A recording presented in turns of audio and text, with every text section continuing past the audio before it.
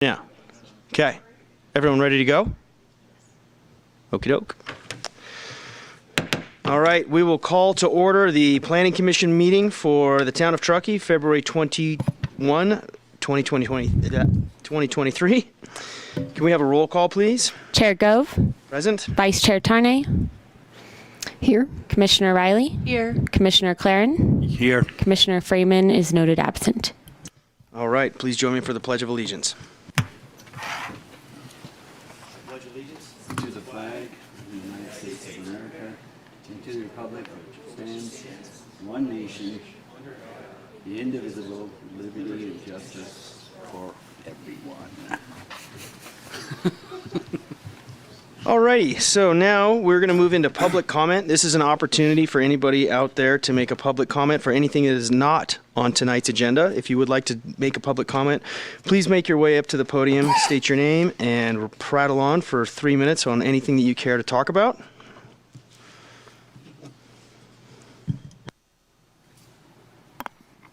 Hi, my name's Edward Vento. I'm the Executive Director of Contractors Association of Truckee, Tahoe. I'm the new guy, so I just wanted to come and say hello to everyone, introduce myself, and let you know that we're here to work with you and help out in whatever way that we can. So that's my quick introduction. So I'm happy to be here. Truckee's a wonderful place, and can't wait to be able to contribute to the community. Thank you. Thank you very much, Mr. Vento. Welcome to the Truckee community. We look forward to working with you and hearing from you in the future. Seeing no further public comment, we will close public comment and move into the approval of minutes for the January 17, 2023 regular meeting. I was recused from item 8.2. Does anybody have any edits? Nope. Okay, do I hear a motion?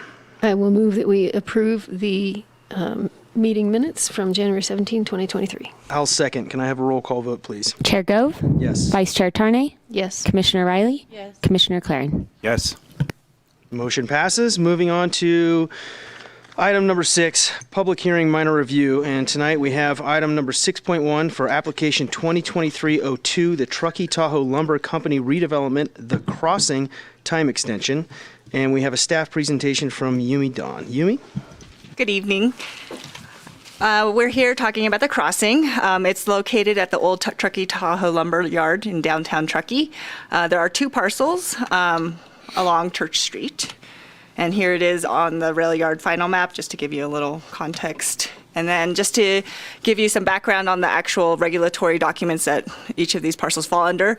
The northern parcel is within the general plan designation for the downtown Truckee plan, the downtown Truckee specific plan, and the zoning is public facilities.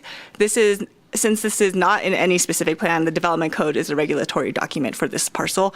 And then the southern parcel is within the rail yard master plan area, and it's within the downtown extension district of that master plan.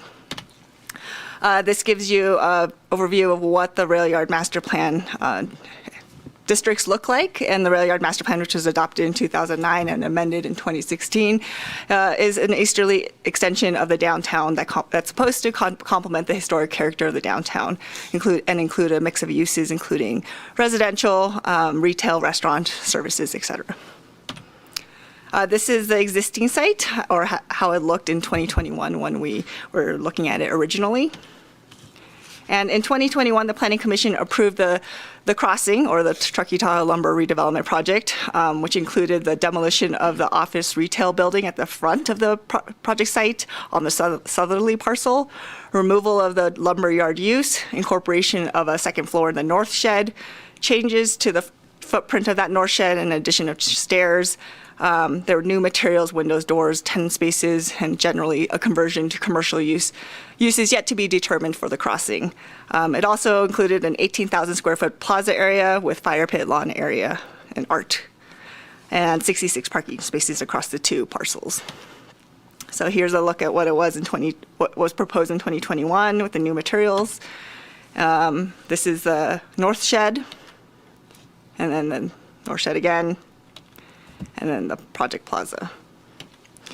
So that was a quick overview of what was approved in 2021. Since 2021, the applicants have been working on a number of items. First, they filed the letter of map revision, which was a requirement of the approval. It was condition 33, and that's basically filing with FEMA a change in the floodplain boundaries based off of what the new Trout Creek Restoration Project created. So it reduced the floodplain on the project site. So that was one condition. So they've been working diligently on pursuing the conditions identified in the Planning Commission approval. They've also submitted a building permit on April 5th, 2022, revised plans based off corrections in September 6th, and then they resubmitted very recently on January 23rd, which will be under review if the Planning Commission approves it tonight, approves the time extension. So since the 2 years have lapsed since the 2021 approval, they have to go through a time extension to extend the approval of the project. They're asking for a 1-year time extension to allow for adequate time to get the building permit issued and to commence construction. As I stated, they've gone through a number of building permit revisions and review. So Planning Commission's role tonight is not reapproving the project or reevaluating its merits. Your purview tonight is limited to the 2 findings, which we'll go over shortly. And the findings are intended to be non-discretionary, and approval is required unless the findings cannot be made.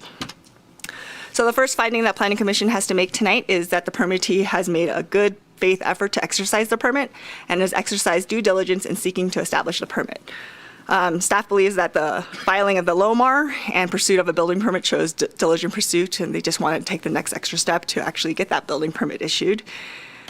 And then finding number 2 is that the land use permit and approved use are in compliance with this development code, the general plan, and the rail yard master plan. So as I stated, the southern parcel is subject to the rail yard master plan, which has a development agreement, and that development agreement vests that parcel with the standards that were in place at the time of execution.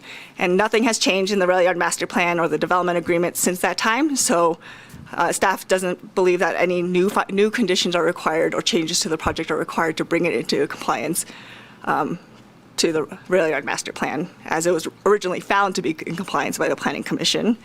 And then the northern parcel is subject to the development code since it's outside the rail yard master plan.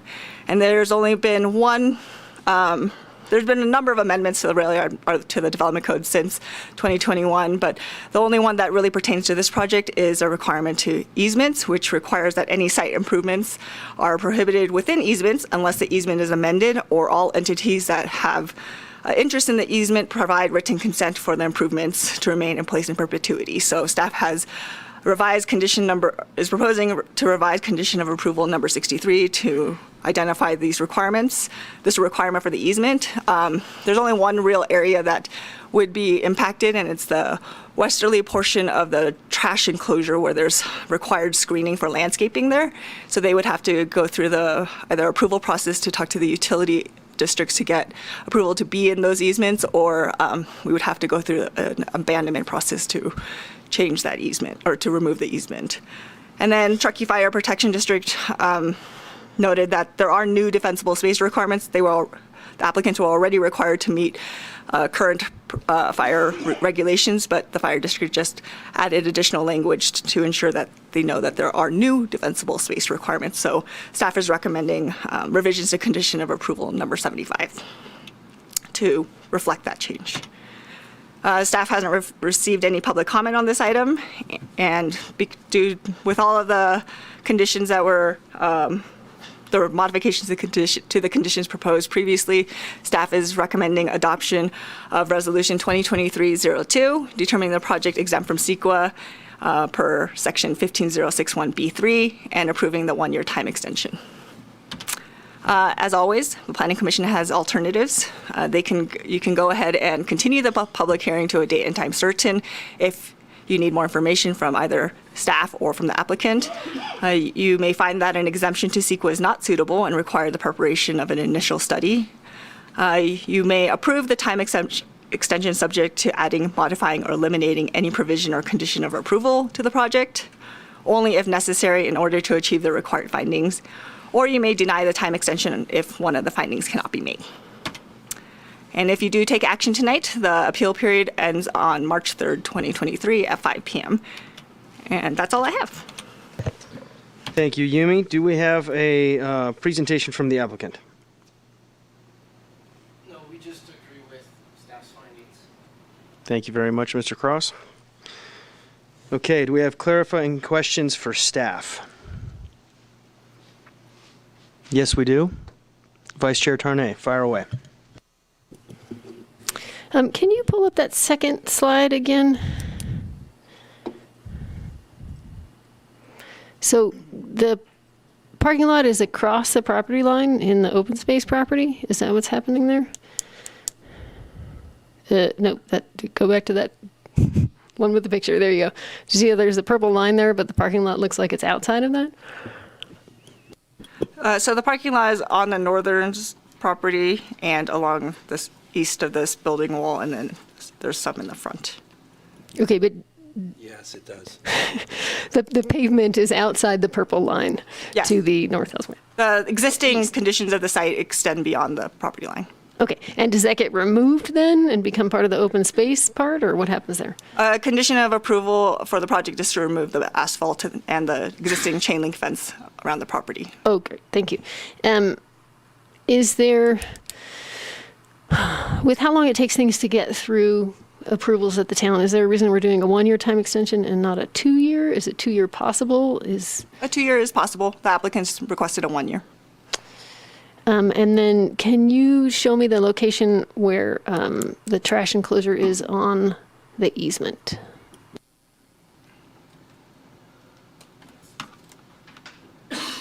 Right here.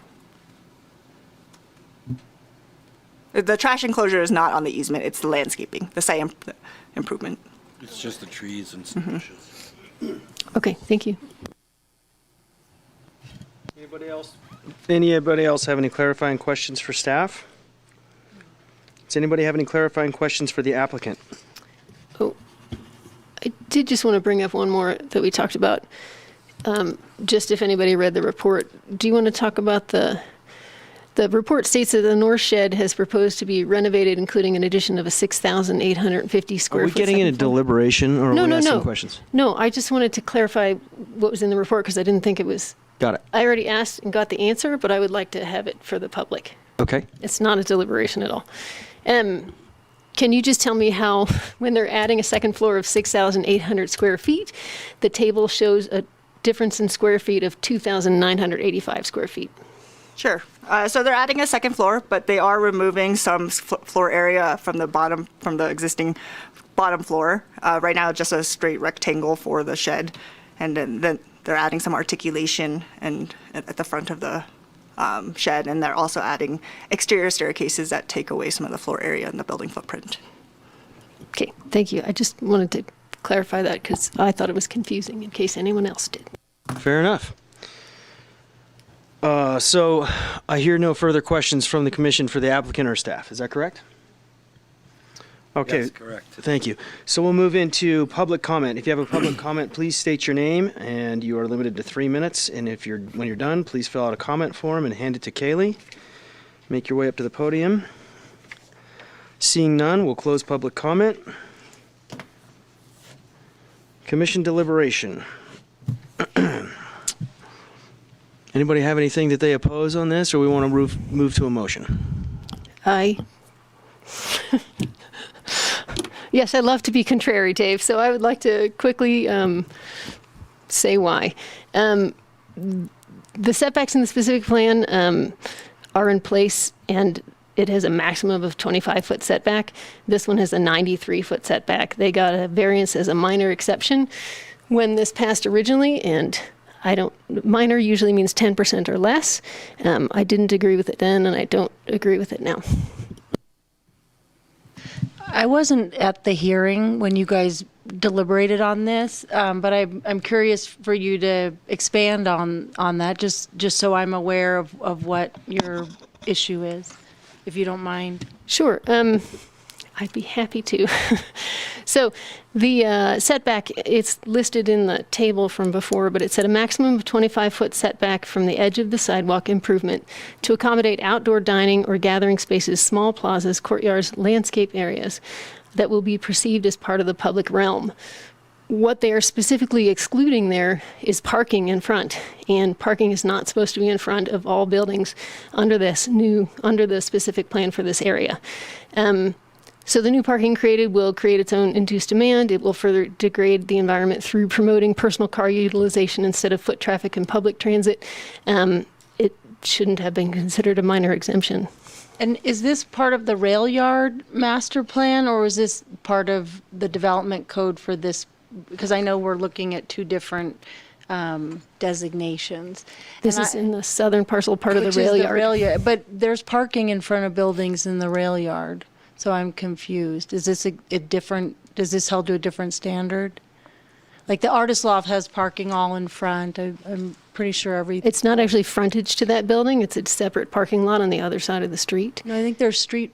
There might be on-street parallel parking, but Yeah. there isn't a parking lot. Oh, parking, that's your issue, is the parking lot in front of the building? Yeah. Okay. I appreciate you. And what was the consensus? Was there a sense that there was more of a benefit, or this could be outside of that, or could be exempted because it offered something We above? approved it. I know that, there's a little bit of I'm just wondering what it was that And I'm happy sparked that, and you could speak to that. There Dave. was- I'm curious. I'm not opposed. I'm just. I don't recall the specifics of when we deliberated on this particular plan, and I'm glad that you do, Susie, and I'll give you a chance to speak in just a second. I do remember taking a look at this project, not only as the project itself, but how it fits into kind of the rest of the rail yard master plan. And looking at it again, I mean, yes, there is a parking lot in front, but the way that they're turning this into, this common area courtyard, it's, in my opinion, I think it's a great project. I think it's going to be really a needed resource for this area. And I imagine that's probably how I felt the first time that we ran through it. But Susie, tell me what you remember. Well, there is some sort of toss-up between being able to reuse the existing buildings. So there is some Right. environmental benefit to that. And so I understand that as well. The issue of starting off all of the new developments with not following the regulation that is there to make things more walkable and bikeable, that gives me heartburn. It's not a new development, though. It's a redevelopment of an existing. And I would say that the landscaping mitigates that parking lot. It does not. Not for walkability, bikeability. Having a parking lot in front puts a barrier between anybody coming in on a bus and getting to your location. If it were just the plaza, it would be different, but it's a parking lot, and so you have to run the gamut through cars. So- I appreciate what's been shared. I will say I agree. I ultimately agree with Dave Gove. I don't know, Mitch. I haven't really heard your opinion other than about redevelopment, which I agree with, and think that this is ultimately a win-win. I was just curious, kind of, to understand the deliberation and where Susie had heartburn, but I don't have any issues with supporting this and providing for an extension. So I'm going to motion then? I just want to say thank you so much for asking. I appreciate that. Can we have the language up on the screen for Mitch to make a motion, please? So I'm going to motion that the Planning Commission adopt Resolution 2023-02, determining the project exempt from CEQA under Section 15061B3, finding that there is no possibility that the time extension may have a significant effect on the environment, approving a one-year time extension based on the recommended findings and subject to the recommended conditions of approval. I'll second. May I have a roll call vote, please? Chair Gove? Yes. Vice Chair Tarnay? No. Commissioner Riley? Yes. Commissioner Claren? Yes. Motion passes. And at this point, we'll be moving on to agenda item 7.1. I will be recusing myself from this agenda item and handing over control of the meeting to Vice Chair Tarnay. We will take a very brief recess while I leave the room.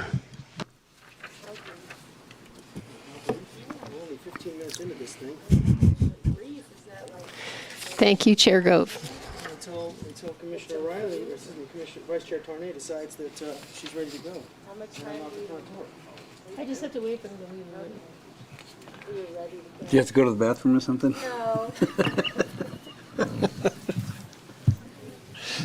I wasn't sure if she was going to. Chair Gove, are you coming back for the staff presentations, or are you out of the building and gone? Thank you.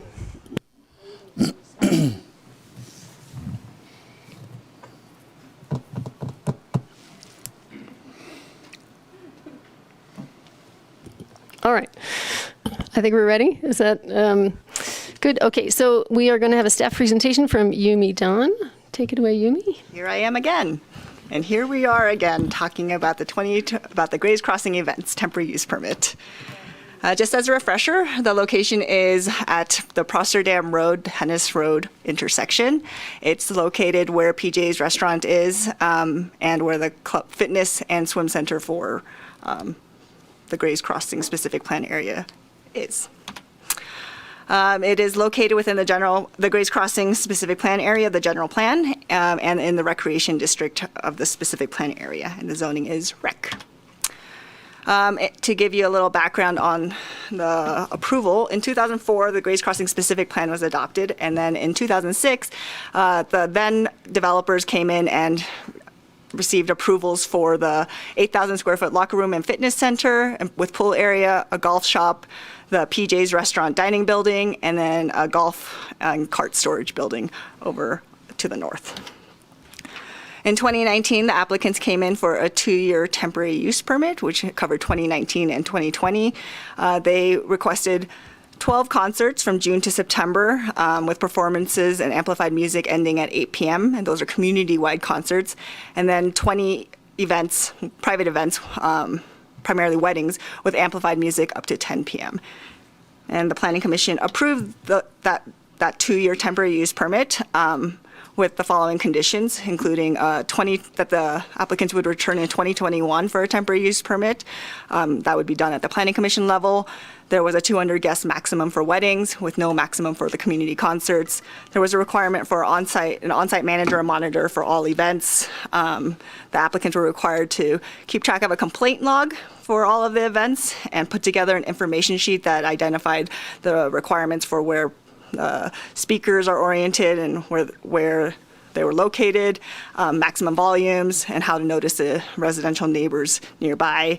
And then there were also requirements for the informal parking area above the third tier of the existing parking area.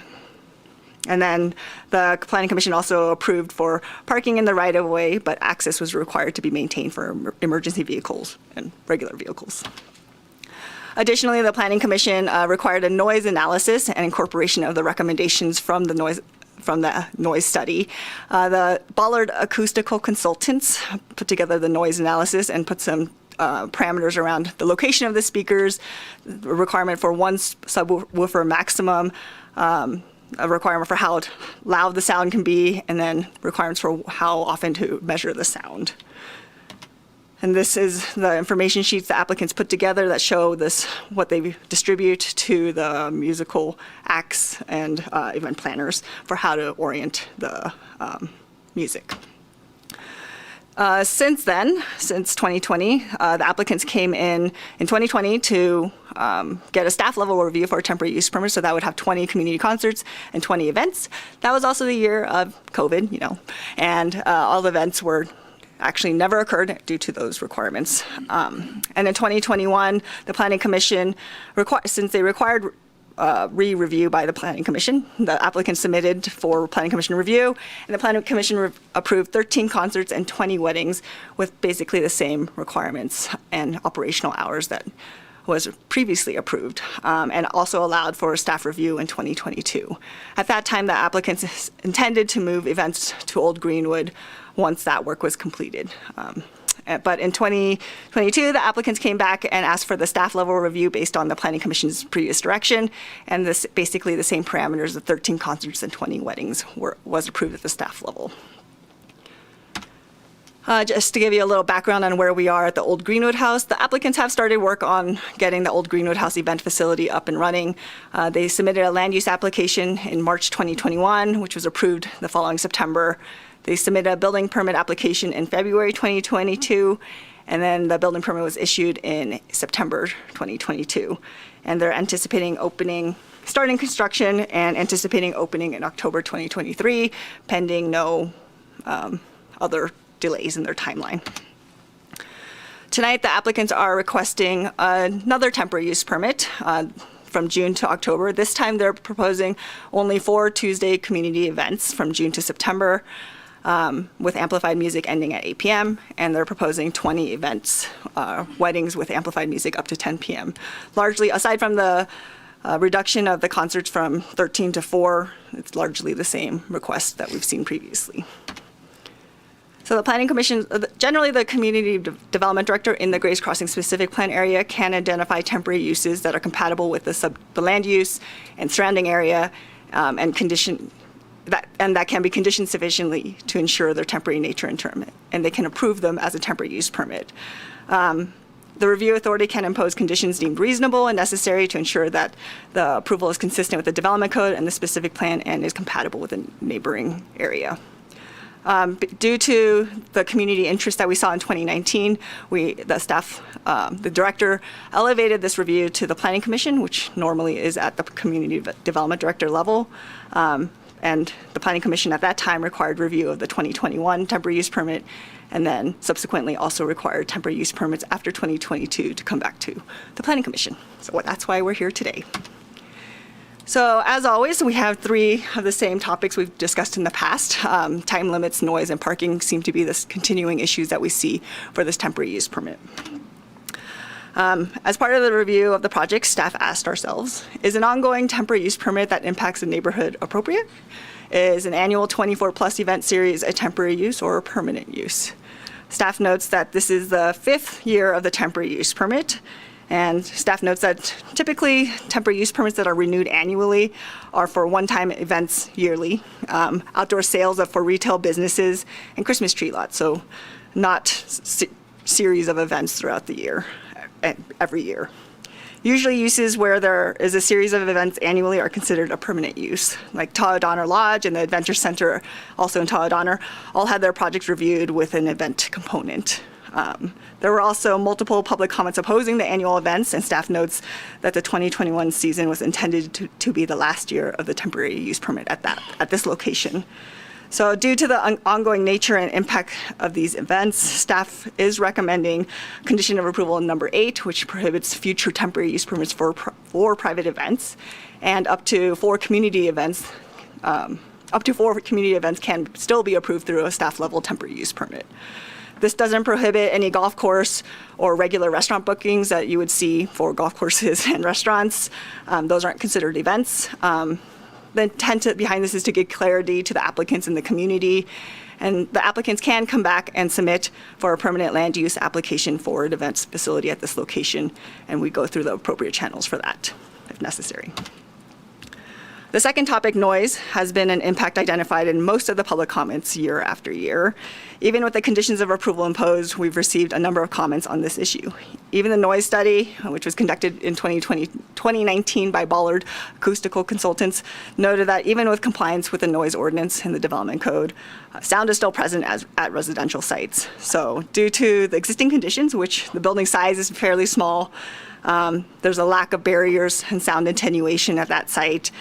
Staff doesn't believe that a temporary use permit that generates noise is appropriate year after year at this location. So staff is recommending condition of approval number 7, which prohibits amplified music sound for private events starting this year, and community events may have amplified music until 8 p.m.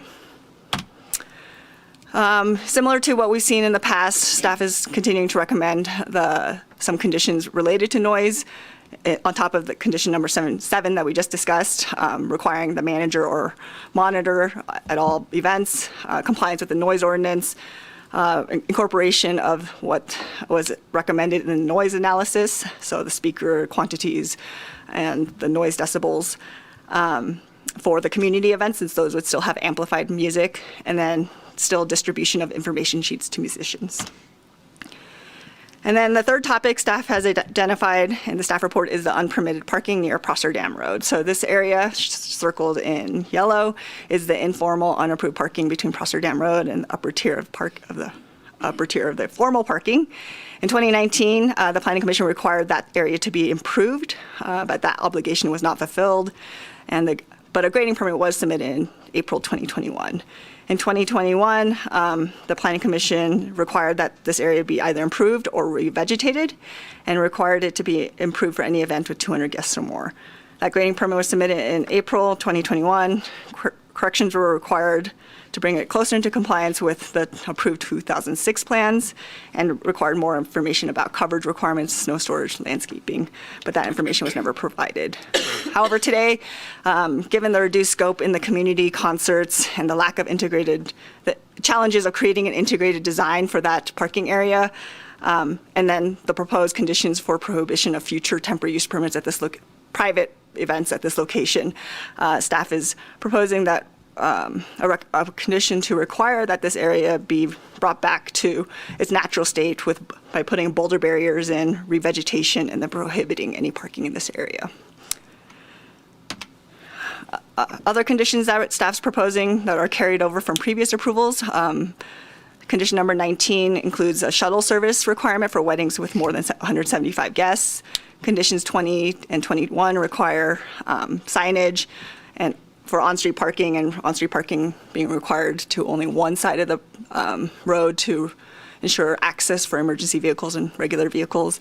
And then condition number 21, maybe 22, requires traffic management, requiring that the applicants guide vehicle use to Prosser Dam Road directly rather than driving through on Hennis Road through the neighborhood. We've received a number of public comments on this project. We've received 11, including one received after publication that opposed the TUP, the temporary use permit in whole, the community events and the private events. We've received 3 comments supporting the community events and opposing the private events specifically. One of these comments, one additional comment says maybe 10 private events could be supportable, but they also supported community events. And then 2 comments supported the project and do not have any concerns. So today, based off of what we've discussed, what I presented in this presentation, staff is recommending adoption of Resolution 2023-02, determining the project categorically exempt per Section 15304E, and approving the temporary use permits based on the recommended findings and subject to the recommended conditions of approval. Just to help guide your discussion, if it's helpful, I put together the 3 questions I've had in these slides, which is 1, is an ongoing temporary use permit that impacts the neighborhood appropriate? Is an annual 24+ event series a temporary use permit or a permanent use? Is the noise generated from this temporary use appropriate year after year? As always, there are alternatives the Planning Commission can take. You may continue the public hearing to a date and time certain. You may request more information from me or the applicant. You can add or modify the conditions, and that could be anything from changing the amount of events, changing the time of events, changing the amplified music requirement. It's pretty broad, but you still have to make the findings for the temporary use permit. You could deny the project on the basis that one or more of the required findings cannot be made. And if you do take action tonight, the appeal period for this item would end on March 3rd, 2023 at 5 p.m. And I'm here for questions, but we also have an applicant representative here. The applicant I've been working with was unable to attend, but we have Jesse here, the GM. Thank you, Yumi.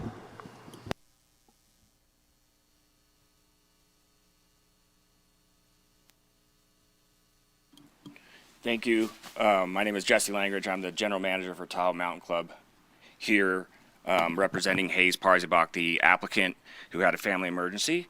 So Is that microphone on? Okay. Is it good? Well, thank you for hearing me. Just a few notes on the background of how PJ's became the repeated applicant for a temporary use permit.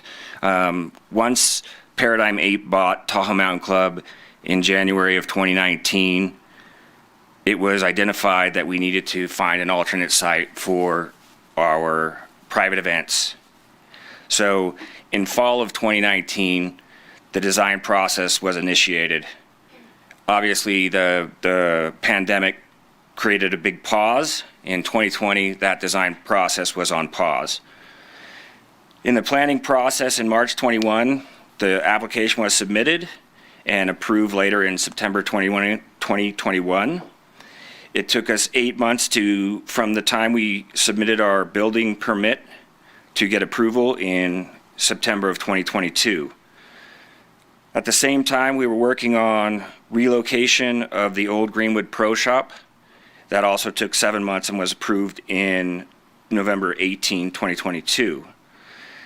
Since that time, we have had many meetings and started our formal loan process in 2021, April of 2021.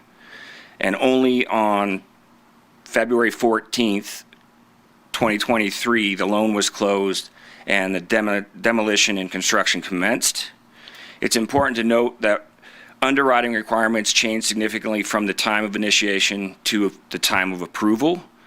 Building permits were not a requirement to close initially, but eventually became a requirement to go to loan committee and the Small Business Association. So while we understand that this temporary use permit has been a repeated request, this is the last year that we would have this request, as we have started our work on the building and expect completion in 8 months.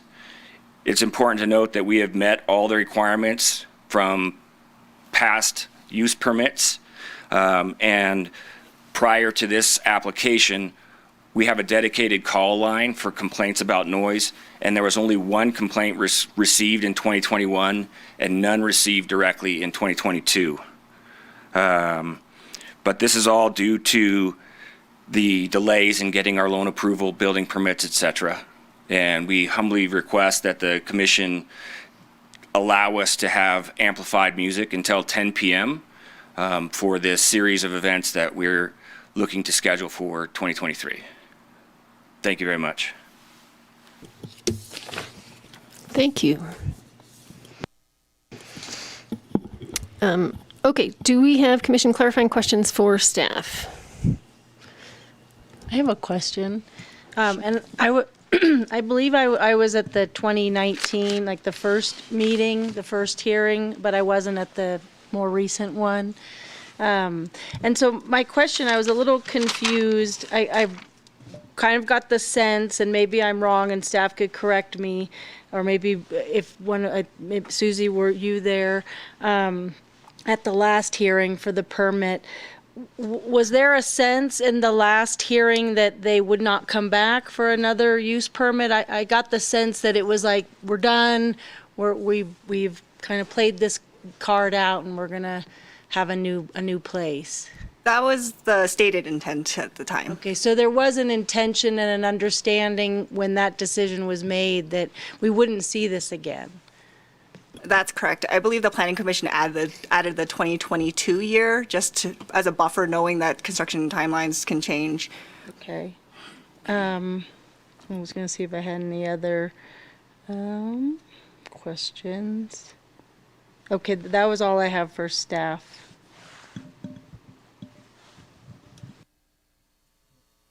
No, I don't have any questions yet.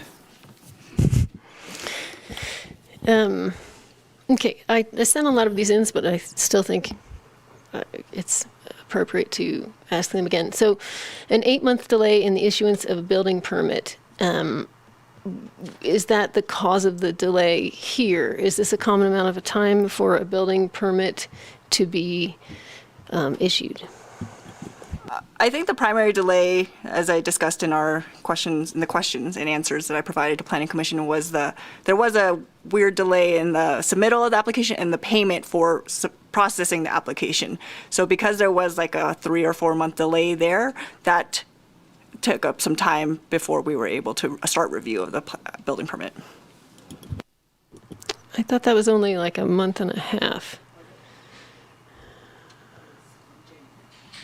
I'm just looking, hold on.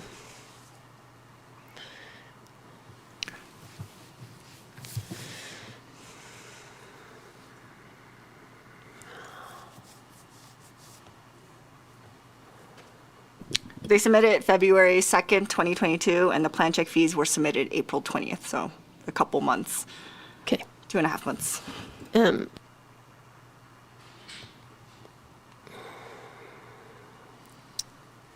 Okay, so that was a couple of month delay there. Is that normal though, like an 8-month building permit process? It can be, and a lot of the timelines are dependent on how quickly the applicants turn around their corrections on the building permit and how well done it was done in the first place. And this one had, looks like Three sets of corrections or three sets something? of corrections. Okay. And is that clear when they're coming into the process? Is there something that they're referring to in order to do those submittals, or is it not clear to the applicant? We do have checklists, and they hire professionals that understand the building code. Okay.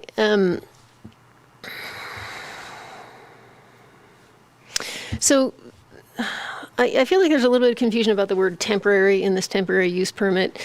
There's nothing about a temporary use permit that implies that it can't be requested for multiple years in a row. Is that correct? That's correct. I mean, at a certain point, there's some discretion involved with a temporary use permit. It is a use that's not normally allowed within a zoning district. So if it's being asked for consistently over multiple years, when does it become a permanent use that we should consider under those parameters? But like we have stores that ask for that temporary use permit every year for as long as they've been in existence, but the difference is because it's once a year versus 20 times a year? It's also the impacts on the neighborhood. A retail business who has an outdoor retail sale, those seem very compatible and seem unobtrusive to the surrounding other retail businesses. If it becomes beyond what a retail business would the noise or the crowds go beyond what a normal retail business would incur, that'd be something we can consider as part of the next temporary use permit renewal if it's become a nuisance. But it's generally a pathway to allow for something, give a little leeway on something, but not necessarily approve it outright, because there may be challenges with that temporary use permit.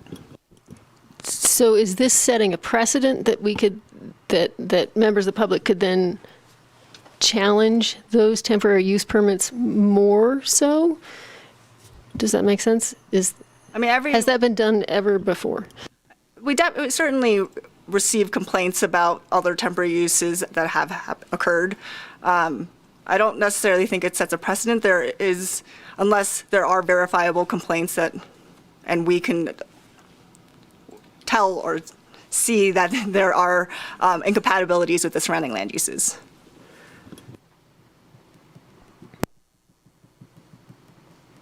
Okay, we do have other locations in town where commercial businesses are adjacent to residential That's correct. buildings. And so that could theoretically be a conflict in those locations as well. If there are conflicts, if they are outside the realm of what they are supposed to be doing or what they should be doing to be compatible, then yes. Okay. I would just add that we do issue occasional temporary use permits in commercial areas that have neighbors nearby. Well, I would say we occasionally receive complaints. It's somewhat different by kind of the continued complaints that we've been receiving about this use over the past couple of years. So I think that's why we're raising it for your discussion, is given that it is ongoing and we have received continual complaints from the neighbors, is this something that the commission wants to continue reviewing as a temporary use permit? Okay, thank you. Okay, and there was a typo in there that talked about a reduced concert schedule for 2022. That was supposed to be 2023.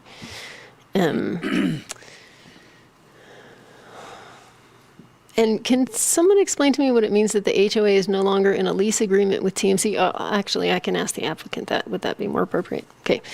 And then let me go real quick over to our last set of questions. So,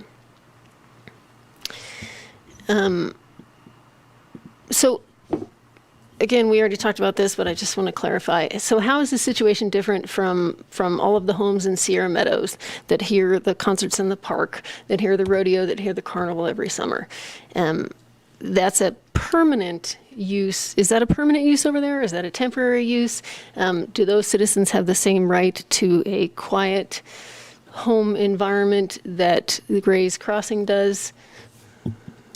Those are approved under our special events permit, which is for community events on public property, which those are the rodeo, the carnival, the amphitheater events. The amphitheater music event ends at 8:30 with the amplified music. The carnival and the rodeo, they may have more extended hours, I'm not sure, but those are just for extended periods of time, one long weekend a year, as opposed to 24 events every year. Okay, and there are some concerts that I believe go later. I remember sitting on my deck and hearing one last summer. But okay, thank you. I appreciate that. And then if we're moving this over to Old Greenwood, are we just moving the problem over to another neighborhood? Or will they still have to, I realize it's going to be indoors, but will they still have the traffic and the crowds instead of this location? There is likely more people that will attend or go to that site than there are currently. But there is more parking.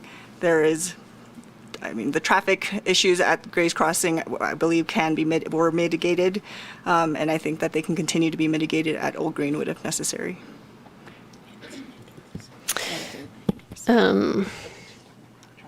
So just a couple quick questions then. Sorry, I have more here. Originally, they'd been talking about converting that golf cart storage building. Am I crazy? Or was that was a thing, right? I believe it's something they've kicked around. We can ask Jesse if there's more talk. Last I talked to Brian, one of the owners of Tahoe Mountain Club and Paradigm 8, he said that that's something that they're still thinking about, but it's a long-term discussion. Okay, thank you. Can we really quickly talk about this regulation, the condition of approval that access has to be maintained versus our town allows street parking all summer long? How is that different? Oh, that's why we do allow for that on-street parking, but access is required to be maintained for emergency vehicles. And elsewhere in the town, when we allow street parking, are you required to have a 20-foot access route? I don't know. Presumably elsewhere in town, the roads are wider because they're built to a public roadway standard. So if cars are parked on two sides of the road, there's typically a 20-foot right-of-way. In most neighborhoods? Most of we're not typically seeing special events in neighborhoods with narrow streets. They're typically either in publicly zoned places like the regional park. They're at Tahoe Donner Adventure Center up in Tahoe Donner, which is built to a public roadway standard. And I can't think of any large-scale private events that we've authorized in a residential neighborhood. Can you? Thank you for that distinction. So just to clarify what you talked about in the presentation, the regular restaurant events, when you were talking about regular restaurant events, those are something that just doesn't have amplified outdoor music. Is that the difference? That's correct. They can have bookings where they have large dinner parties. People can rent out the restaurant. Those are typical things. But having outdoor music, amplified music late into the night is not a typical restaurant use. Great. And then, I'm sorry, I missed it when you had it up on the screen. There was the topics to consider, and you said something about number 7 and 8. Can you just pull that slide up for me again? Sorry.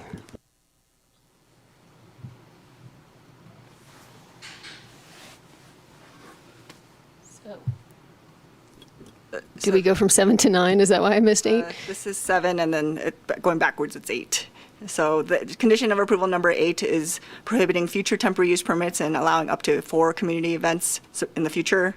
And then condition number 7 is prohibiting amplified music sound for private events starting now. So when you're talking about prohibiting temporary use in the future, that includes the public events or does not include the public events? It means that they could have up to 4 community events. You could change that number if the commission agrees, but for now, the recommended condition is 4 community events can be just done at the staff level. Okay, even after this year into the future. And then, I'm sorry, can you show 7 again real quick? Thank you. Does anybody on the dais have questions for the applicant? I actually have two more questions for staff that came up in kind of your questioning. One was the applicant mentioned that they have done everything that was expected of them, yet when I was on the 2019 commission, we requested that the parking area be paved and improved, and it has yet to be done. So is there seems like there's a disconnect there? Yes, the paid parking never happened, and to be honest, once that actual grading permit came in, it didn't seem like the best approach to that parking, and either we should go back and amend the underlying land use approval to make it more integrated, or maybe go back to revegetating that. Okay. Wait, so I thought a grading permit came in to restore it. You're saying a grading permit came in to Put the Create the parking parking. create the lot. parking. Oh, I misunderstood that. Yeah. And so I guess I've used to work quite a bit in Grays. I don't live in the neighborhood, but I've been there a lot. And there is a lot, I mean, just to clarify for Susie, the road, there isn't really side parking on the side of the road. It slopes down. There's deep drainage ditches, which I think adds to some of the difficulty in kind of having an apples to apples perspective on parking in the roadway, because people aren't going to park in a ditch. They're going to be more in the road, which does kind of inhibit the, people driving. But so what was staff's sense in where will people go if they're not going to use this auxiliary parking? Well, the applicants have stated, mostly be for the community events, and using the public right-of-way on Prosser Dam Road and Hennis Road seems to be appropriate use of public right-of-way. Okay, so just kind of making do with what's there, and because I get the sense that staff parks in the dirt area. Possibly. Seems like that's typically where people park to allow for more of the guest users at the paved area. I had one other question. Now I'm not sure I am going to remember what it was because I didn't write it. Oh, okay. Yeah, so I anticipate this being an issue or something we're going to deliberate on, but I'm going to bring it up now. The applicant decided to book like 8-9 months ahead, 20 events. Again, like kind of putting us in a really uncomfortable position, because these people who are expecting to have weddings from June through October, that might not happen. I guess what I'm struggling with is, did staff discuss with the applicant, like, hey, you might not want to allow these bookings because you haven't gotten approval, or was there no dialogue, or the timing just seems really bad, because I'm guessing people have been booking, maybe, I know people who are looking for wedding venues are booking a year, 2 years out. What was kind of the sense from staff about this planning? I think it's a kind of a tricky one, especially for this particular type of event, because it has to be booked so far out. It's not necessarily on my radar, to be honest, to think about the weddings at Gray's Crossing.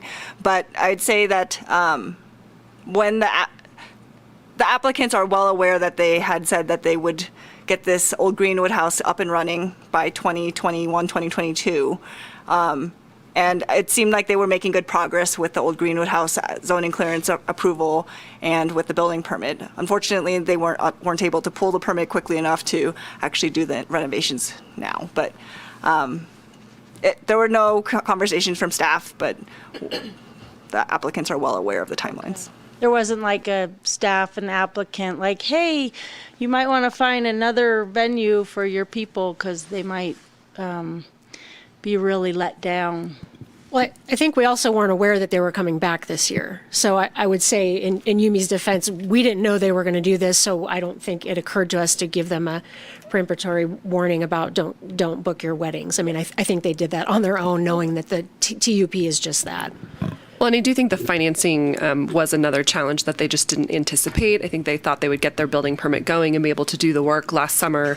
And then sort of this curveball of financing compounded with the multiple reviews of their building permit, which 3 is a lot, I will say. Most people shouldn't have to go through that many, but sometimes it just depends on the unique circumstances of what's being reviewed. So I think those are things that are just weren't anticipated. Yeah, and I appreciate, this helps me in my decision-making and deliberation to hear that, so thank you. And that's all that I have, Susie. Can I ask the applicant a question? Applicant, are you ready to come up and answer questions? Thank you. So Jesse, you said you started construction, you pulled your permit and started construction, is that correct? That's correct. So you had a demo inspection already? I believe all of that's taken place. So do you know where you are in the process of rehabilitating this building? It's been a week, so we're just marking and getting ready for demolition prior to renovation. So have you had a demo inspection yet? I do not know that, sir. Would you guys know that? Or girls? Let's see if we can look it up. I don't want to second guess sort of where we're at in the process, but we'll see if we can look it up while we're sitting here. That was it. I got a question for staff, and this is kind of a broad question, but why does the applicant keep a complaint log? Shouldn't the authorities keep the complaint log? I mean, to me, it feels like the applicant keeping a complaint log is like a thief keeping a list of what he steals, you know? Well, the idea was that they would call them so that they could remediate the issue as soon as possible. I mean, it is a flawed system, but unless we know that unless There's no way to check, right? We don't know if they're actually answering the phone and logging. I mean, how do you know? And it's no offense to Jess. I mean, this is like a broad question. Right. There was some comments in the public comment that, I know. yeah. That's why I'm bringing it up. I mean, we could do it different for sure, but just recalling other projects with Tykert, they also have a similar thing. Process. Yeah. Yeah, and our That's staff. why I said it was a broader question. Yeah, our staff do verify and check in with them about if there's been any complaints filed, and the staff are also available for complaints too. So far, people have generally been honest, I guess. I'm going to say staff is probably not available at 8, 9 o'clock, 10 o'clock on a Friday or a Saturday night. That's very true. Unless it's an STR complaint.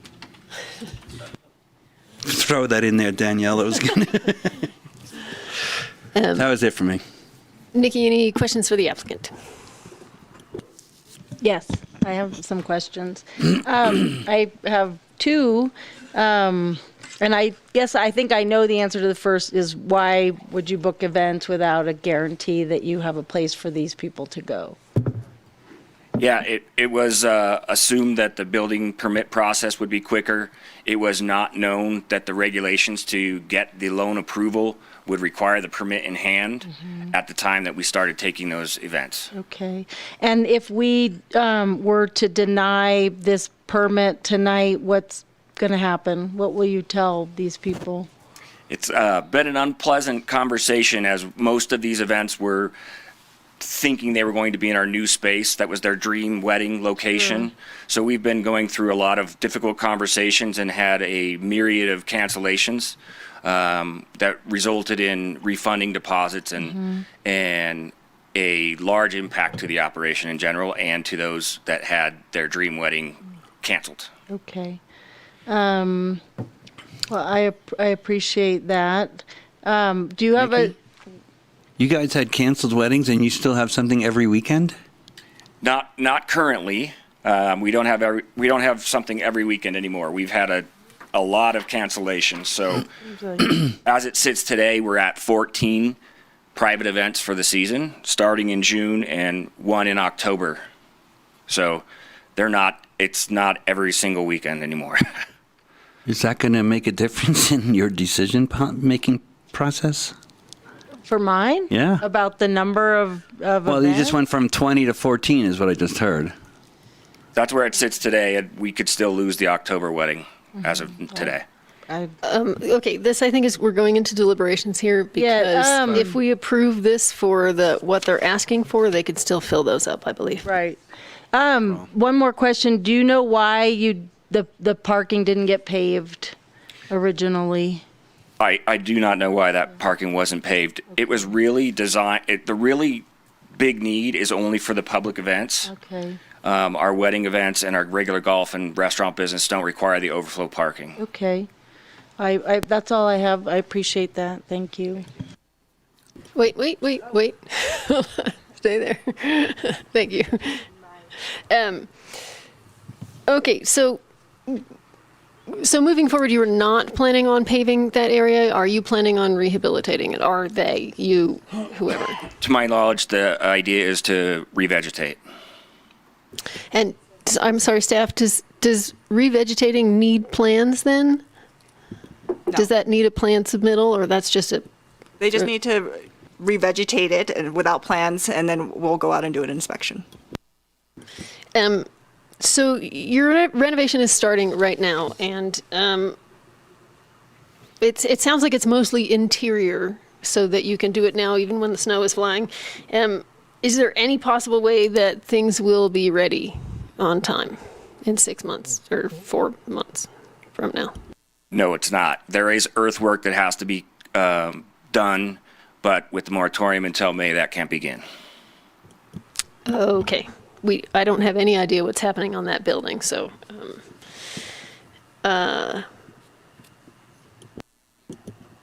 Okay.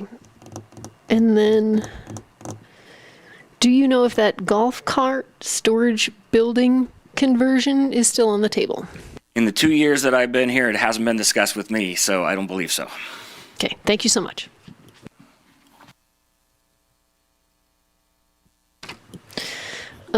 Alrighty then.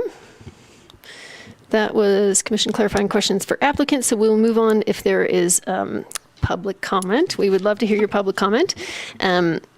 When you come up to the podium, please state your name. You are limited to 3 minutes. When you're done, please fill out a comment form and hand it over there to Kaylee. Thank you. And I think there's a timer somewhere up here so you can see where your 3 minutes is. I got it. My name's Mike Rogers. I live at 11638 Hennis Road in beautiful Grace Crossing. I want to thank you for the opportunity to speak tonight on this issue regarding the temporary use permit request by Paradigm 8. The only thing that I'm asking you tonight is to think about what's the greater public good. If you can focus on that, then I think a lot of stuff kind of gets cleared up. A lot of the details come into focus. The town, I believe, has been more than lenient with the continued extensions based on the promises that were made. Some of them haven't materialized, as we witnessed in the parking. But the question is, have they operated with the town in good faith in some cases? I think that needs to be questioned. I want to point out the neighborhood. Grace Crossing is a neighborhood where, right, as we now stand, greater than 50% of the residents are full-time. There's a general perception that Grace Crossing is only for second homeowners, but it is really more than half is full-time. And our biggest complaints, mine, and I speak for a lot of people who aren't here tonight, are the things that you've already noted. The noise after 10 o'clock, after 8 o'clock, the traffic that this causes. And I'm really referring to the private events here. The public events that Paradigm A is gracious enough to allow, and the town's allowed, has never been in question. It's always been the private events because of the late nature of the event and the sound. And which brings me to the parking issues. I think even when there's private events, there are parking issues, and you guys have given them the opportunity to mitigate that problem by parking along on the street. So I think the town has bent over backwards with continued extensions and trying to work with them. I was very upset to hear that they had went ahead and booked the venue ahead of any permit approvals, which again calls into question whether they're operating and dealing with the town in good faith. So I ask that you again focus on the public good. What's best for the neighborhood? What's best for the town? Considering the noise issues, the traffic, and the parking. And I urge you to vote with staff on most of the issues to work to mitigate any of the other changes. Thank you. Thank you, Mike. Mr. Rogers.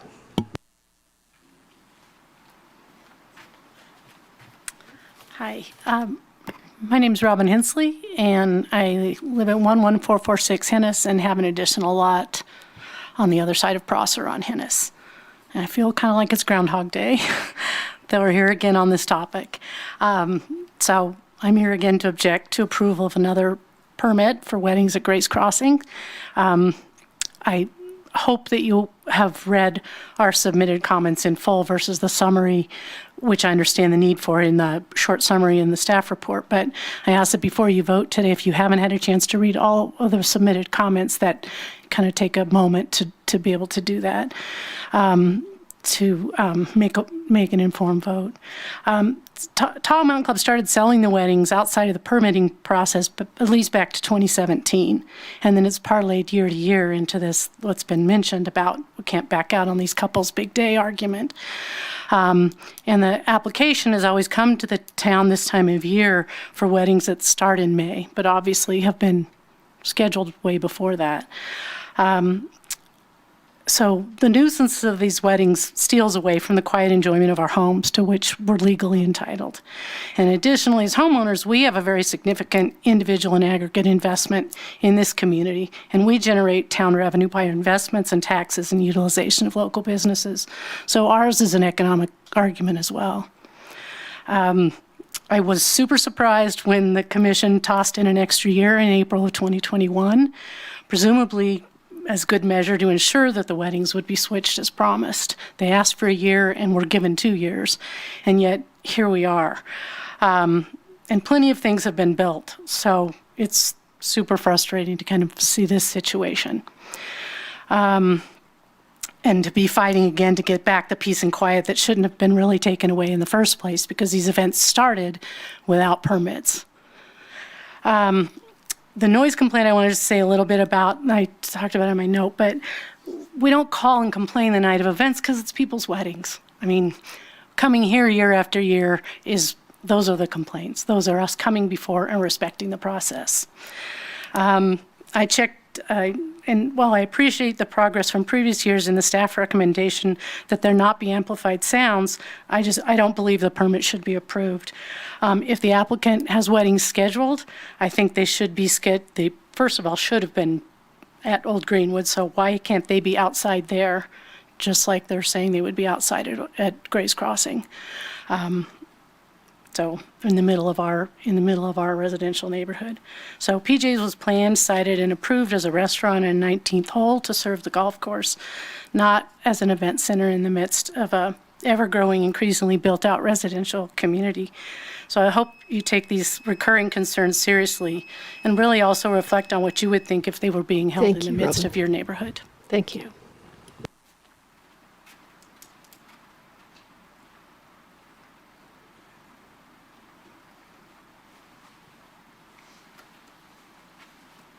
If you're planning on making a public comment, it'd be great if you could stand over there. Thank you.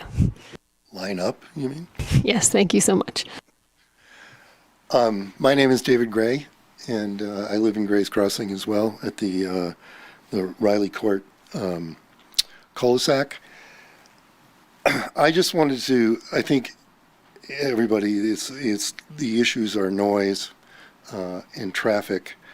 And in my particular case, the fact that something that should have been temporary in a unique use seems to be constant. And we are in year 5 thing. But the one thing I wanted to do is that the slide that showed the little circle with the number of feet that people are away, I'm at least another 600 or 700 feet from that 946 foot point. And I want to tell you that every event is extremely audible on our patio.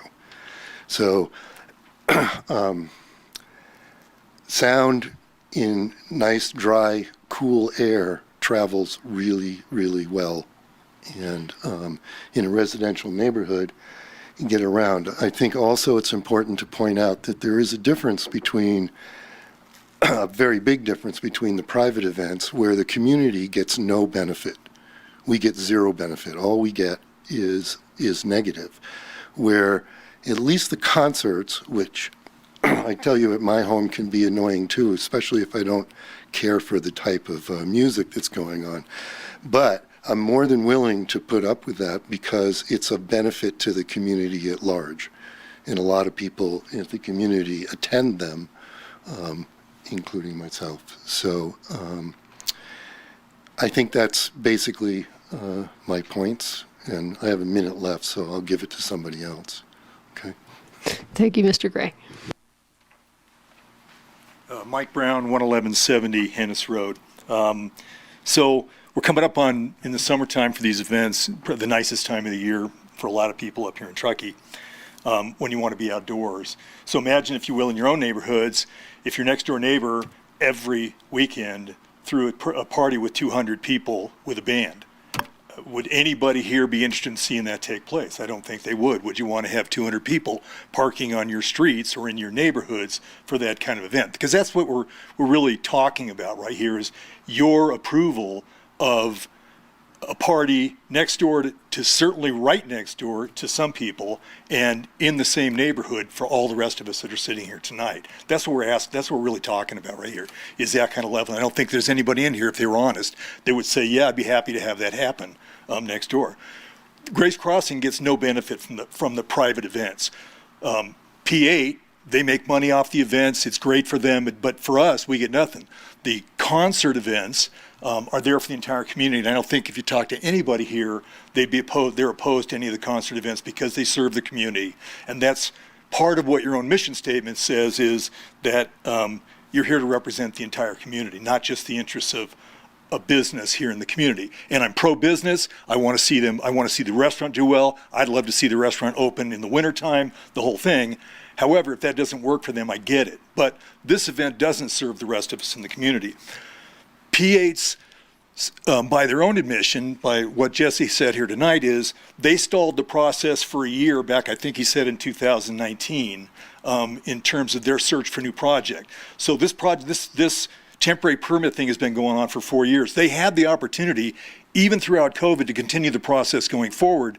That was their choice not to do that. That's not on any of the rest of us that live here in the neighborhood. That's the choice that they made not to go forward. So whatever delays took place in the process, whatever the few months were, if they didn't pay the fees, and then it went on from there, that's not on you, because they could have started this process a long time ago. I can tell you, living in Grace Crossing, there are numerous homes that have gone in over the same period of time. So the permitting process is not what the delay was here. I don't think it's fair for them to put it on you or to put it on the rest of the community with regards to this stuff. I'm also concerned a little bit. We were just in Quebec. They have a citadel there, and they had a military museum. In terms of music, I didn't know this, but we've all probably heard of the fife and bugle corps in military units. They used to use the fife, a simple wind instrument, during the height of a battle to send signals to people. That's how far music travels and how much it cuts through. So that's how much it can move itself throughout the community. So this is a major hindrance or a major problem for the entire Grays community. Okay. Thank you, Mr. Brown. Did I have one more minute? Nope. No, sorry, you can't pass it to somebody else, but thank you.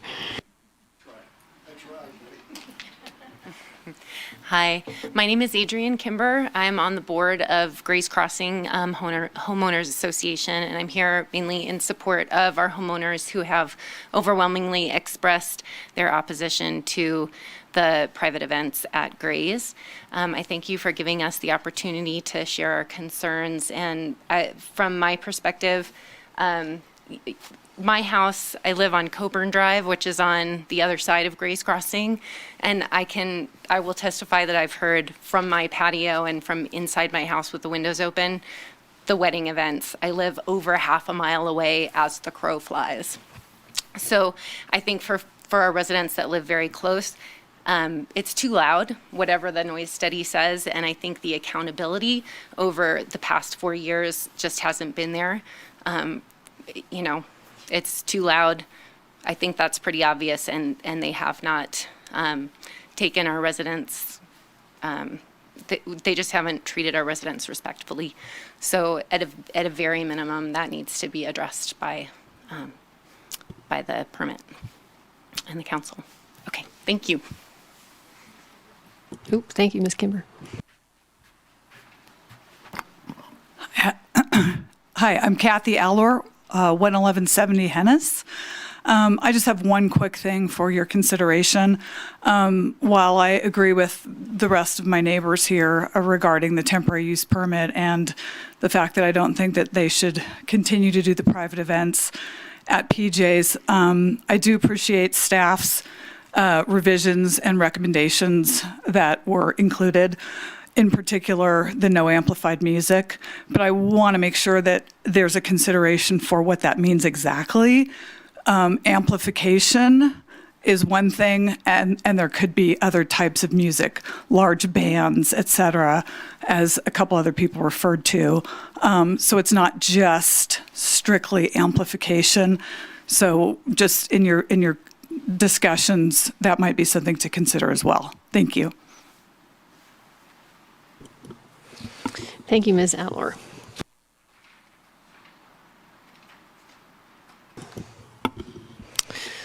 Okay, it looks like seeing no more public comment, we will close public comment.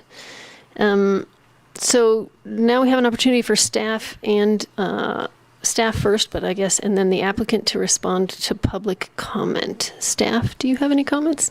I just wanted to note for Commissioner Claren that we looked at the building permit. We didn't see any inspections for the demo. I believe that there hasn't been any inspections done yet. It's pulled though, right? It's paid for? It's pulled. Thank you. And applicant, would you like to sort of do a rebuttal to any of the public comment? Okay, thank you. Okay, so now we're going to move on to commission deliberation. Nikki or Mr. Clarence, would either of you like to start? Okay, I'll start. I first of all, I am really appreciative of the public coming out. I read all your comments. I'm well aware that this has been an issue since prior to the first permit being pulled, as I was on the commission back then, and I remember there was concern and issue raised at that time. So that is coloring my kind of take on all this, is that I think one of the commenters had said, you know, there's been ample time to address these issues. There's been ample time to find alternative sites. How is this impacting this, you know, community? I too would not support having these types of events, you know, right next to me weekend after weekend. I do think that impacts our quality of life. You know, the planes flying over my house consistently every weekend and many days in the week is impacting my quality of life. You know, is there much I can do about it? No. Is there something we can do about this? Yes. You know, similarly, last month with Tyker, you know, people have been complaining for years. I really felt like our hands were tied. So I come into this kind of with this sentiment of, who are we representing? You know, my position is to represent the community's best interests. I don't feel like this applicant has been making a good faith effort in terms of finding a new site, acting on kind of having these alternatives, not impacting the community. So I struggle with even supporting staff's recommendation, you know, to allow these events to continue. I hate the thought that people would be, you know, have to find a new location, but I wonder if Old Greenwood does have space. I mean, they have this beautiful rec area and outdoor pool area. Like, you know, are there places that these people could have their event while they wait for the old Greenwood house to get finished? I am open to discussion. I have had some notes on maybe some modified conditions that might alleviate some of my issues, but they would be pretty stringent. I definitely agree that this should no longer continue. I do feel like this should follow the rules similar to Tahoe Donner in terms of their events at the lodge and the Sled Hill. Thank you. Mr. Clarence. I heard that there's only 14 weddings now, not 20. Is that correct, Jesse? I'm wondering if we were to go with staffs, if we end up in that direction, is there a way to limit to the 14 and limit to currently booked weddings? So if somebody else drops out, they don't resell it to somebody else. Is kind of how I'm tending to lean towards. That's an interesting point. Because I think staff did a pretty good job mitigating all the concerns. And with this new information, I think that might help the neighbors. Okay, anything else? Not right now, but okay. I'll keep listening. Yep, keep listening. Okay, so there's a couple of things that I wanted to add. It does seem like they were not booking for this without approval. They were thinking they were going to have the new location. It doesn't seem like they were trying to put us in this awkward position. The whole thing, do you want 200 people in your neighborhood? Well, I do live sort of close enough to the music in the park from Sierra Meadows that I hear it. I deal with the traffic. I see it all the time. Yes, that's a public one. Yes, I can go over to it. I'm not sure that makes a huge difference. So I'm curious, though, when they say that there's no benefit to the community, my understanding previously was that the benefit to the community was that you keep the solvency of the golf course and the fitness center. Otherwise, they will go under and not exist, not be open for anyone.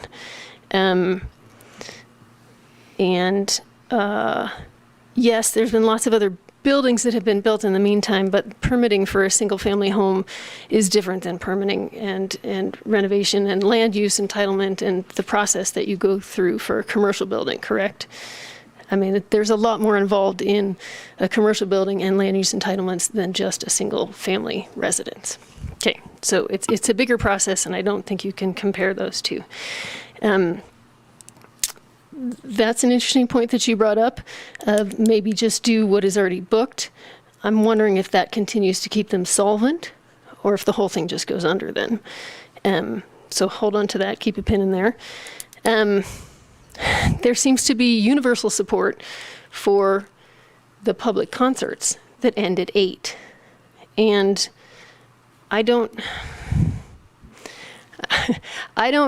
it feels unfair to allow public concerts to amplify their music until 8 and to not allow the wedding to amplify their music until 8. And I understand you can't attend it, but it feels, to me, it feels not fair that way.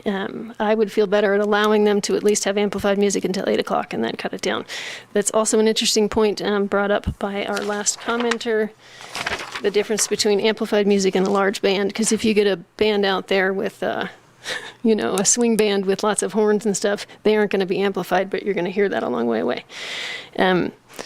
So I'm interested to see if you guys would be interested in allowing amplified music for the 14 sold weddings until 8 p.m.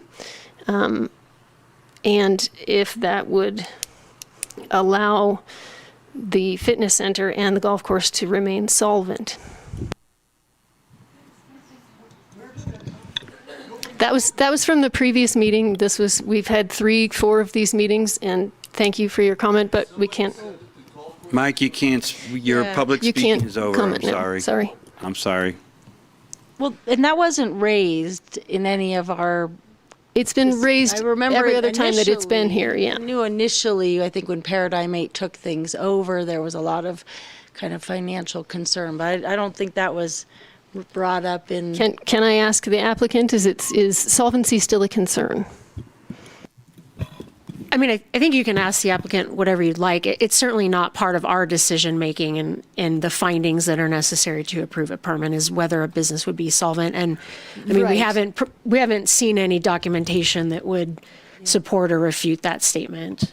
But it does get to the point of whether or not there's benefit to the community if you still have a restaurant and a fitness center.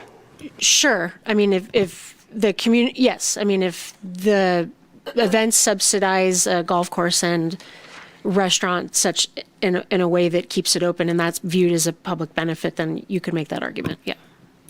Are you prepared to answer whether or not this affects the solvency of the company, Paradigm 8? Yes, the events help offset the losses incurred by operating all of those venues, including the golf course and PJ's. And if you can't have amplified music until 10, is that putting you out of business from the start? It would be a significant impact to the business, yes. Thank you.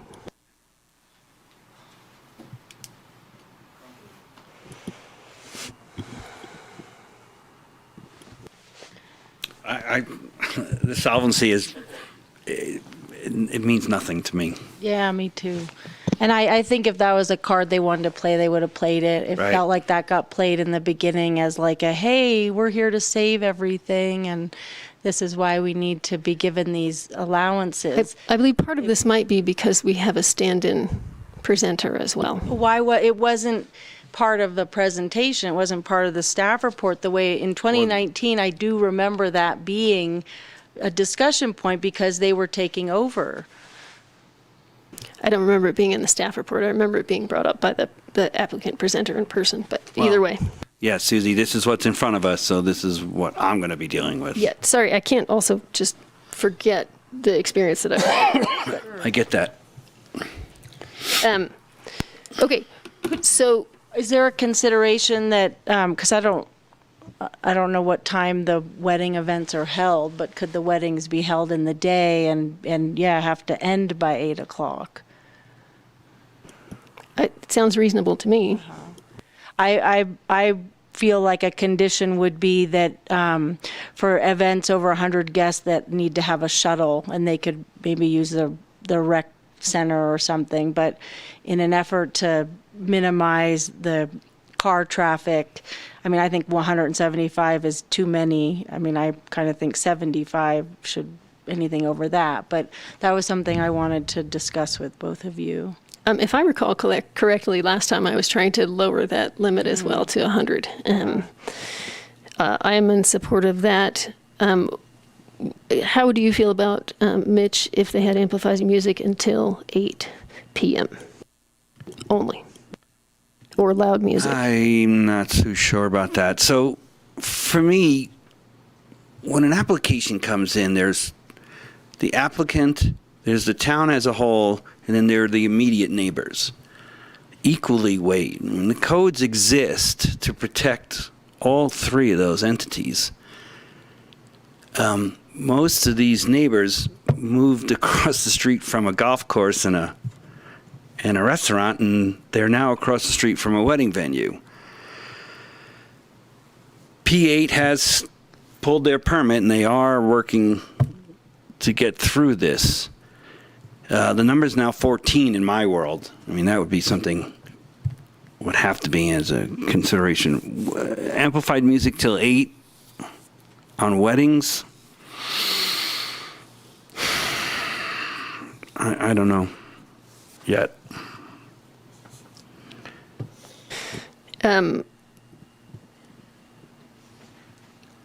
They moved across the street from a golf course and a restaurant, but also a place that provided public concerts 14 to 15 times a year. This is changed Doesn't that also need to a 4. temporary use permit, even the public concerts? Yes, that's. Yes, part of so they didn't. But when they originally did, they were doing 14 to 15. This has changed to 4 this year. The concerts were not part of the original project. So that was something that was added when Paradigm 8 took over that they were offering with the community, from my understanding, but it wasn't with the original developer of Gray's Crossing. So I don't think it's fair from a neighborhood perspective to say that they anticipated that would have been part of what was happening at that location. I think they would have understood that there would be golf events because of a golf course being there. And that's how I see it. Right, but there is zero public pushback on the public events. What's your point? My point is that they don't have problem with amplified music if they can go. They just have problem with Well, the amplified music amplified if they music can't is go. 8, not 10 o'clock. Right, and I'm 100% supporting the 8. And it's a public benefit. It's open to the public. It's not completely a different. private thing. It's kind of like the whole golf courses is open space, except they're only open to those who can pay when if it's a private thing, you qualify. And I mean, so I don't think we're looking at comparable situations. I think like Truckee Thursdays probably has this temporary use permit, but it's and people might be put off if they live downtown, but they're and so and I could some see might. the band from Yeah, Truckee Thursdays right. from my but, deck. But there's this sense of this is It's a- community, this is engaging. Yeah, I don't even go downtown anymore because It's crazy, but that's the benefit for me for living downtown is putting up that music. Yeah, I'm not going to advocate to get rid of it. So I struggle. I don't see these as the same thing. I see a wedding as a very private, unique experience focused on those involved, and everyone else receives the impact. The music is a community event, community benefit. It's open to everyone. I think those are different situations. Vice Chair Trene, if I could just sort of summarize a little bit of what I'm hearing. So you have Commissioner Claren talking about that he could potentially be okay with the 14 because that's a new number that's identified. You have Commissioner Riley talking about the difference between something that's public versus private, so weddings being more private use, the events for music more of a community use, and I think we had those at 4 in the staff report is what they were proposing. Maybe there's a compromise in there that would kind of get at what everyone's interested in, which is maybe the 14 plus some additional opportunity for the music events for the community, so that there's a shift in balance there a little bit. Yeah, I was talking about 14 weddings specifically. 14 weddings, and then right. just That's what 4 I heard. But I think that the neighborhood appreciates having the music for themselves, as part of that community atmosphere. And so is there something to discuss there where 14 is the number.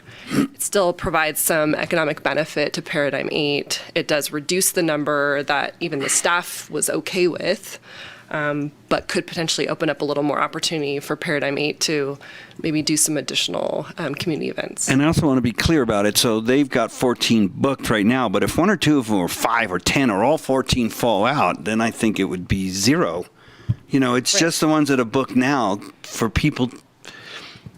If we're being held hostage in a way for already booked weddings and then they cancel because for whatever reasons, they shouldn't be allowed to resell them. That's kind of how I'm seeing it. I don't know if you could do that or Is that something that we not. can regulate? Is that something that we can keep tabs on? I think it'd be a challenge. They could give us a list of who they have now, and then check it again in a couple weeks, but it seems like a challenge to monitor. Most of the time there's a contract, so I think we could look at those for sure and see who they have their contract with currently, which I think is an option. Yeah, and then the other thing I heard was more about the shuttling, so reducing the number for that. So there's some compromises on the table that I feel that you're kind of working through, so I just wanted to kind of bring those back to you. Thank you, Danielle. How do you feel about the shuttles, Mr. Clarence? Neutral on the shuttles. Either way works for me. And do I have this correct, that neither of you support amplified music at a wedding until 8 p.m.? Clarify that. I like the idea of not having music after 8 p.m. The staff suggestion is no amplified music ever at all. For a wedding. For the weddings. you can have it for the public. You can have it for the public concert, but no amplification for the weddings that? is what the staff recommendation was. Like, for this coming wedding season, summer season. That's Correct. part of the resolution. Staff's recommendation is that we would no longer allow any amplified music for private events, but that the 4 community concerts would be allowed to have amplified music until 8 p.m. And that would start this year. And when you say amplified music, you also mean amplified speeches, correct? Any amplification whatsoever would not be allowed, based on the continuing complaints that we've been receiving over the past 5 years. So what would that look like? I don't know what. It would be That a string quartet. an acoustic band, or no amplifiers, no microphone. Eric Clapton unplugged. That's what I'm trying to wrap my head around. Okay, so, but a band, how does a band fit into that? It does not. It doesn't, right? Because they have amplified music. They have. Correct. Theoretically, unless if somebody in the audience brought up, a big band. Yeah. So you could, if you had 3 trumpets or 4 saxophones going at the same time, it's going to carry. So this is likely to be very upsetting to a wedding party because they might have a DJ, they might have a band. Like I'm just trying to understand like what that would look like. I don't think I've ever been to a I think wedding that's going to without be a deal amplified breaker if there's music. 0 amplifications. I think you're going to get 100% cancellations at that That's point. where I'm willing to say like till 8 p.m. But That's then what they would be Susie like a was day. It would be a daytime wedding, and you got to be done and out of here. And no, we don't want to hear you into. That's what I was suggesting. Like Yeah. as a. But that's less stringent than town. It is. Okay, I don't think I read that. It's in there.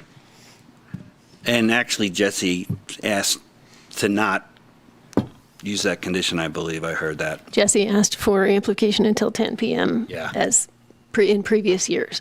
So I'm trying to compromise between that and no amplification, which I think you're not going to get any wedding bookings without any music at all. What do you think? Yeah, do you want to weigh in here? How do you feel about an 8 p.m. amplified music / speeches limit?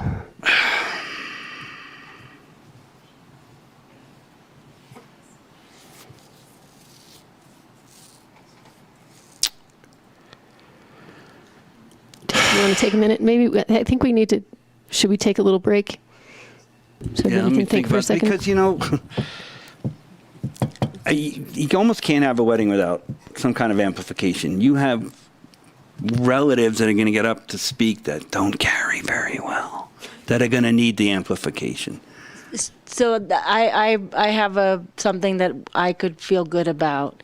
If these were daytime weddings with amplified music, everything has to be done by 6 o'clock, then could the restaurant open at 7 for the public? Like, is there a way that it could be a win-win? No, you're saying no. You couldn't Like, be I'm able just to trying shut a find- wedding down and then open the restaurant up in the same night. I don't see that Yeah, happening. so it's like just not going to happen. I don't think so. Yeah, I think I would be comfortable with amplified sound if it's done by 6 o'clock.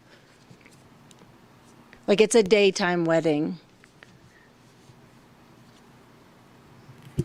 I'm just going to throw this out there, but my guess is that if they were already asking for 10 p.m., that probably some of these weddings were already assuming a later start. So 6 might not satisfy that part of it. I mean, just a guess, but. Yeah, I'm kind of. But they're just thinking the one same event per, I mean, they're a single event in the day. I mean, it's not like they're trying to have 2 weddings at this venue in a day. Right, but my guess is that they probably said, okay, you can have the venue between like 2 o'clock and 10 p.m. So they were probably assuming more of a dinner service versus Lunch. Yeah, later lunch. I think even 8 o'clock is going to cancel some people out anyway. I just think, I think so as well. I'm trying to find a compromise here because my initial thing was no, I don't support this at all. But I'm trying to find a middle ground, and I tend to think it's so competitive out there for wedding venues. I have friends in my school program who are looking, so to have something is better than nothing. the people who signed up didn't know that they were tentative probably for their event. So if it helps to understand kind of where staff's recommendation is coming from, is that we recognize that these weddings have been booked, and so that any change is going to cause potentially a cancellation or a change in plans, and we get that. So where we were trying to come from was, potentially still having the venue available, even though I think we ideally we would have had a temporary use permit request come in last year, not a month or so before the weddings are going to start. And so from our perspective, we see this as a compromise where folks that may still want to have their wedding at this location could do so, but that the impact to the neighbors, the primary concerns that we are hearing are not only the late noise, but just the noise in general, that even if it's at 4 o'clock, it's still intrusive and they're finding it to be a nuisance. So our approach was, allow the events to still go on, however many there will be, but without any kind of noise that is, that the neighbors are hearing throughout the Grays community. That's kind of what we were trying to do in terms of a compromise. Nikki, if you were no initially and now you're compromising, why did you change your mind? She didn't see the no amplification thing. Yeah. That does, I think, open, more consideration to me. I think that's a good compromise. I am still struck by the fact that I look at this special event schedule, in our staff report, and it's just like, every single weekend, and sometimes it's Friday and Saturday, and it's just like, oppressive. Well, if they're down to 14 now. Yeah, which is that's something. I think that's good. Drop. And then the amplified music, and then no longer this is going to happen, so that it's like we're done, and we're not totally pulling the rug out from the people who unknowingly signed up for the weddings. I just to throw this out there, I did actually look at the calendar, and from the dates they gave us, there is an instance where they skip 2 weeks in July. There's an instance where they skip 1 week in August. They skip 1 week in September, and they skip 1 week in October. Just so you know, it's not every single week. We're also making an assumption that these weddings were booked unknowingly. In other words, that's what they told us. And again, I'm not calling anybody a liar. Did P8 sell these weddings as it's going to be in the old Greenwood house, and now we're moving it back to the golf course? That is 100% what he specifically said. Okay. Is that they were sold. So he's They've had losing some weddings because it moved anyway. back to, and now they're going to have these extra conditions put on top of them. I think we go with staff, and I like my suggestion of bringing it down to 14, since that's all there is, and it's just people that are currently booked, and that's it. And if that's no amplified music, then so be it. Yeah, I support the no amplified music, and I need to have a shuttle for these people if it's more than 100 guests. I'm in favor of the shuttle. I think you're going to get 100% cancellation with zero And amplified. I think that could be a win-win, at least for the neighbors. And I liked Danielle's idea of offering to have more of the public events. I mean, obviously that's a suggestion. Can we write that as a condition of approval that we stick with the 14 that are under contract right now? And then you can also can we allow for an amend increase up to whatever number you feel is appropriate for the community concerts. And then they can use the other ones as community concerts, but not as private weddings. And then can we also And hopefully they amend? don't slide a wedding Hold in on there. 1 second. Can we amend the shuttle bus requirement for 100 participants at a wedding? Well, 100 would trigger. The 100 would trigger the shuttle, is the way you've described it. Yes. Yes.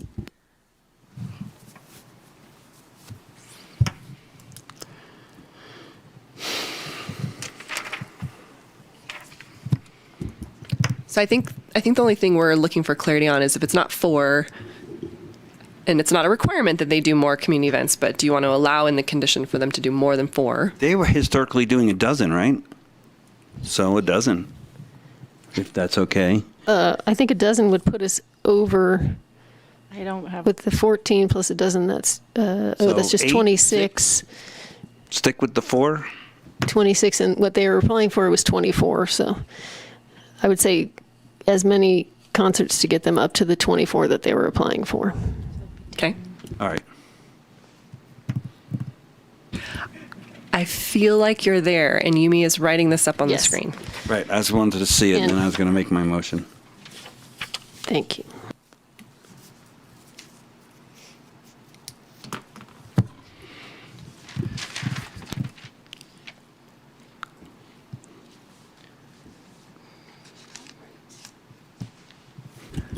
So you are proposing a change to condition number 6 to continue to allow 24 events with up to 10 community concerts and 14 weddings that are under contract as of February 21st, 2023. The times are still the same, 10 p.m.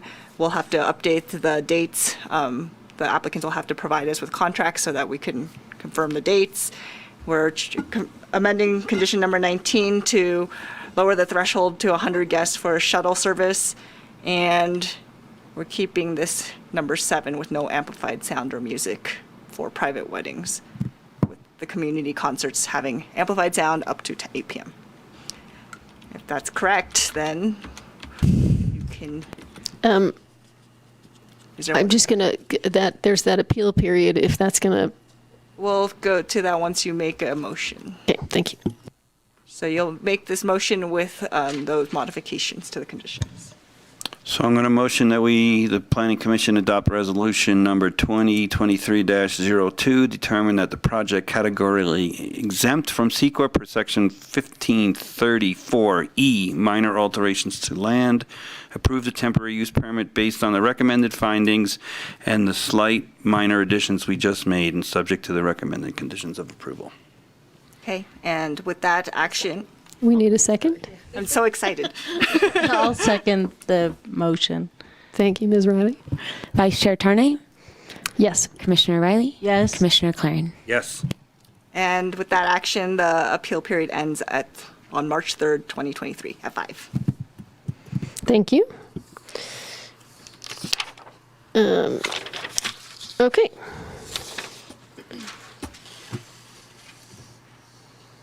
So You guys can go home now. then, okay. So now we're on to item number 8, staff reports. Are there any staff reports? Thank you so much for coming out. Yes, I'll just talk briefly about what next month looks like for the commission. I'm really excited to say that. There's cots and pillows in the back. Yes. That after 5 years, we are approaching adoption of the general plan, the EIR, or certification of the EIR, and adoption of the downtown Truckee plan. So what your commission is looking like is back-to-back meetings on March 21st, which is a Tuesday, and Wednesday, March 22nd. We did that recognizing that it's a lot for the 5 of you to get through, and we expect to have public comments, so we really wanted to provide an opportunity to have questions answered for public comments, and then the following night, what we anticipate would be deliberation on the commission, no additional public comment, and then giving you plenty of time to formulate your recommendation to the council.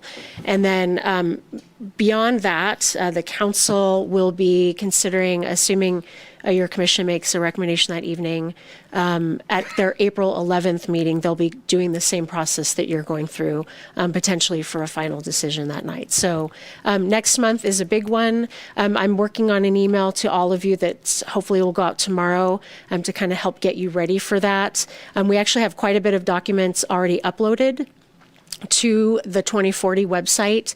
So if you want to if you want to set aside some time over the next month to start reviewing, in particular, the draft environmental impact report, because it's been a couple months since you've probably seen it, I'll be getting you all of that information. And then we're hoping to get all of the documents out about 2 weeks prior to that meeting to give you a full 2 weeks to get ready for the 21st. So both Tuesday and Wednesday are GPU, right? There's nothing else? Well, and downtown Truckee plan and the EIR are both of those nights. No other projects, what he says. But it's solely general plan. Let me clarify really quickly. You said April 11th is the same thing for the town council? Yes. Yeah, they'll be going over the general plan, the EIR, and the downtown Truckee plan. We don't have to do it a second time. No. That's what I'm asking. Okay. Okay, and then will you be sending us those links to the things in this email that's upcoming? Yes, good, thank you. It looks like we've gone from staff reports into information items, I think. Is that all right? Number 9 says information items, Jenna, upcoming commissions, meetings, and agenda items. Sorry. That's all right. I'm out of practice. I don't have any information items other than what I just mentioned. And did we skip over any staff reports?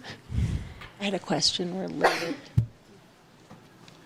So I had a question about all the docks and everything, so that's great. You had answered that and timing. Will there be a Zoom option for the public for the March meetings? I don't believe there will be. I believe it's an in-person meeting. Because I do know there are people who are still uncomfortable in public. I mean, we certainly can accept written comments at any point, and we've been receiving comments which are being posted. So if someone, I would say if you have a constituent that expresses concern about being in an in-person meeting, then certainly encourage them to submit comments via writing. And if I wanted to participate via Zoom, you're shaking your head no. Yeah, we don't really have that option anymore. Yeah. I have to be here. Well, it was just part of our state of emergency that we were doing, and so we don't have that same allowance that we had. Okay, right. When did that end? Because I remember Ruth Miller was doing Zoom, and we had some guy on Zoom. Ruth Miller had to do Zoom from the building. I know, but she still did. So she was allowed to participate. It's been a while. I don't remember the exact date, but like a couple months. Yeah. Okay. That's. I just wanted clarification. Thank you. End of the calendar year. Okay, moving on. I think we are done with staff reports and information items. Is that correct? Yes. Thank you. Commission member reports. Mitch, did you do anything as a commission member in this last month? I've been reading the GPU, but otherwise, no, nothing else. Excellent, thank you. Ms. Riley. No, not planning commission related. I did attend the public transportation workshop part of a council meeting, and then immediately had to go home and go to bed because I get up at 4:15 in the morning. All right, and that is it. So we are going to adjourn to the next meeting of the Planning Commission, which is March 21st, 2023 at 5 p.m. here at 10183 Truckee Airport Road, Truckee, California, 96161, and bang, the gavel's over there.